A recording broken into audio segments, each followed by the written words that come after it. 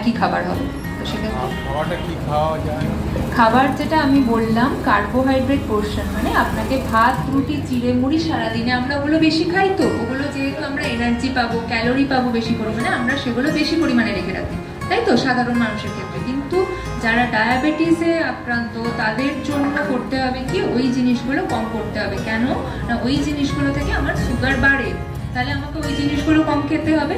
তাহলে আমি যদি ভাত খাই তাহলে একটা ছোট কাপের 1 কাপ খাবো, মুড়ি খেলেও 1 কাপ, কিন্তু রুটি যদি খাই আমি 2টো ছোট ছোট রুটি।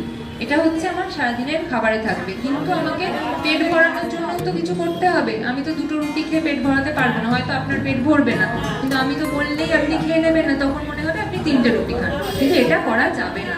তো কি করবেন, তখন সবজির পরিমাণ বাড়িয়ে দেবেন, মাছ 2 পিস খেয়ে নেবেন, 1 বাটি ডাল খেয়ে নেবেন, দই খাবেন সারাদিনে, ঠিক আছে, 200 থেকে 300 গ্রাম আপনি দই খেতে পারেন। এইভাবে স্যালাড রাখবেন খাবারে, শসা